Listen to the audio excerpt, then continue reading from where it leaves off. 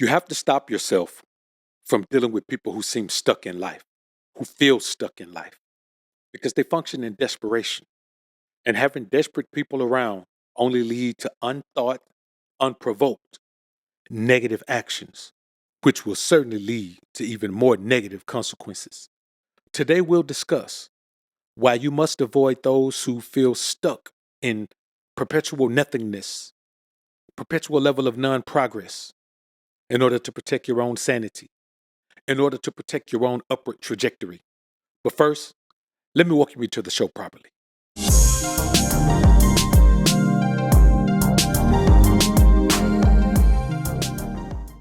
All right, so what's going on, YouTube? Welcome back to another episode of the King Ray Ray Show. I'm your host, Book of Alpha Running Me, aka Doc BOA. Appreciate y'all joining me today. Today, I want to talk to y'all about something that's often overlooked, especially when you start to make your transition into success. You're so focused on the grind, you're so focused on moving forward, you're so focused on the upward mobility that you forget to do one thing, and that is do regular spring cleaning. Now, when you talk about cleaning your home, spring cleaning means okay, it's springtime. You want to make sure you clean out all of the things that were able to gather during the winter. You know, you may have pests that gathered in your attic during the winter to stay warm, or you never know what you're doing. So you must go in and do spring cleaning because it's springtime now. The sun is going to be out. It's going to be beautiful. You need to beautify things. You need to hang your new plants, hang your new pictures, maybe do some painting if you want to, maybe add new flooring, whatever it is you want to do. But in life, in your grind, and building to yourself to the position that you want to be in, spring cleaning means something totally different. It means you clean out any clutter, any person who's detrimental to the springboard you need to spring yourself into the future, to catapult yourself onto the next level of life. In other words, people who are stuck in a state of perpetual sorrow, perpetual lack of energy, perpetual lack of focus, perpetual lack of understanding what it even takes to move forward and upward. And we'll talk about three of those people today, right? So the first one we're going to talk about is people who still embrace the hood mentality. See, the hood mentality is not a positive thing at all. The hood mentality is a mentality that tells you no matter how foul this environment is, no matter how toxic this environment is, no matter how negative these people are, no matter how awe inspiring the absolute lack of wisdom is in this environment, you must champion that environment anyway. You must champion the rules of that environment. Those people don't deserve to be around you as you move forward because they haven't figured out that in order to move forward, you must leave all the negative things behind. When you want to be a man, you leave your childish toys behind. Find me a man who has a car that he can drive. A young man, 16, 17-year-old, just starting to drive. And find me that same man riding his big wheel or his tricycle or his skateboard or whatever it was as his primary mode of transportation. It doesn't happen. We build ourselves into the position we want to be in by changing our mindsets and outlooks on life. Well, if you change if you change your mindset and outlook on life, don't you think everyone around you should have to do the same thing? Doesn't it make sense for everyone to have to move forward? Doesn't it make sense for everyone to have to make the same adjustment if we're all planning to go in the same direction on the same boat? It does. But we find ourselves in situations where we try to stay loyal to people who are loyal to a mindset that we're no longer loyal to. You can't be. The loyalty is broken once they decide they're going to stay in that mindset. You don't owe them to be loyal to them. They owe you to be loyal to you. That is, if they want to move forward with you. If they don't, you can't pull people along who don't want to go because at that point, you're carrying dead weight. And we've all seen what dead weight does to you on your journey. It weighs you down, it wears you down, it tears you down, and you never fully reach your potential because there's only so much effort and energy you have to dedicate to the thing that you want to achieve. And you need to shed all of the dead weight you can. So all you're carrying is yourself. You get there quickly. Once you establish a foundation and a base of existence, then you can bring people along. But on your journey, on the way there, you need to shed all dead weight. And anyone who's trying to tie you to a past that doesn't feed into your future is dead weight. Anyone who's telling you that if someone breaks into your house, you shouldn't get the authorities involved because you're snitching, they deserve to be behind you. Anyone who hasn't learned that the best resolution to a problem is to talk it out first before you resort to some other more extreme method of rationalizing, what the issue seems to be between two people, you must understand that those people deserve to be behind you. You can't leave the hood behind, but not leave the hood people behind. If you think you left the hood behind and there's still hood people around you all the time, you ain't left the hood behind. Now, some people don't need to leave the hood behind. Everything they are, everything they've become, everything they stand on, everything they've built is built on the hood. And I'm not saying those are bad people to have in your corner as long as they have navigated that in a way where they understand that it is not who they are, that they live by man principles, not hood principles, that they live by God's law, not the streets law. If they haven't navigated that, then you're wasting your time because you're dealing with someone who doesn't deserve to be in your presence because they have not gotten over their defeatist mentality. See, what we're talking about is defeatist mentality. No matter what's going good, there's something in your mind that's going to defeat the progress. No matter what opportunities there are, there's something in your mind that's going to defeat access to the opportunity. And many people don't understand that. You put yourself in a situation where you're dealing with people who don't even know where you're going, but you're trying to get them to assist you in going there. We can't afford to do that. The hood mentality is the one thing that keeps people from achieving everything they could achieve, everything they would achieve, because they feel like they have to be loyal to this preconceived notion that those laws apply to the rest of the world. They don't. Hood laws and hood politics only apply in the hood. Only in the hood will you be so emotional that you'll put the iron on someone for stepping on your shoe.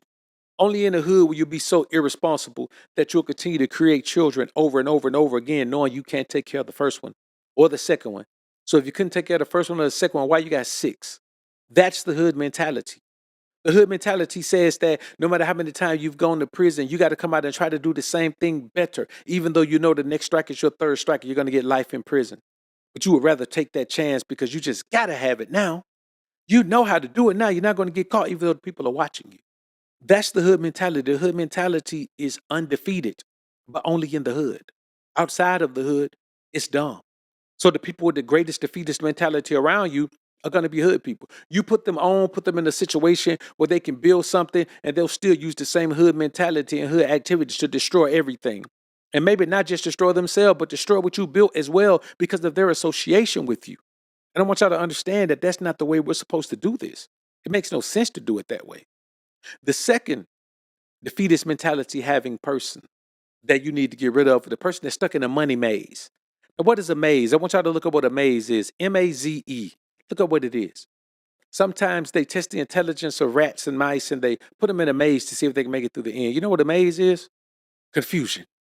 So if they're in a money maze, they're confused financially. You know what financial confusion looks like? It looks like you're struggling, you're broke, you're poor, but you're still living like you're not. It means that you barely have money to pay your bills, but you're eating out every day. It means that you barely have money to pay your bills, but you're always buying new clothes and shoes. It means that you barely have money to pay your bills, but you're loaning money to people. It means that you barely have money to pay your bills and you're gambling your money. It means that you barely have money to pay your bills and you're not working as hard as you can to make more money. That's the money maze. And there's no one on earth who has a greater or stronger, more prevalent defeatist mentality than someone who's stuck in a money maze. Because if you give them $20,000 right now, within a week, they'll be back in the money maze again. These are people who think about spending before they think about saving, before they think about investing, before they think about giving. These are people who think about spending first. And those people will come around you and fake like they like you just so they can get access to the money, just so they can be getting money and getting paid. So you'll believe that they're loyal to you. They'll look you straight in your face, won't laugh when they're talking to you, look straight in your eyes and don't laugh when they're talking to you. Don't play around, don't joke, don't do a bunch of that. But when everything shuts down, you realize who you're dealing with. And I want y'all to understand that. You see, life is built on you and I understanding the things we need to do in order to preserve ourselves. So when you're dealing with people with a hood mentality and are stuck in a money maze, you're dealing with people who have a defeatist mentality. No matter what goes good, they have to defeat it. They don't feel comfortable with things going great. Something's wrong if things are going great because they're not from that. To them, negative is positive and positive is negative. Like you're a nerd if you go to school and get an education and now you got a phenomenal CEO job. You're a nerd. But you're real if you have no education, dropped out in seventh grade, been hustling your whole life, been to prison twice, have three broken families that you're responsible for, that you created. That's what I want y'all to understand. Life is so short when you're wasting time with the wrong task and the wrong people. Life speeds by. You think about people who are in a loving relationship and they love the person they're with and they make memories and they enjoy each other. Man, they living in paradise.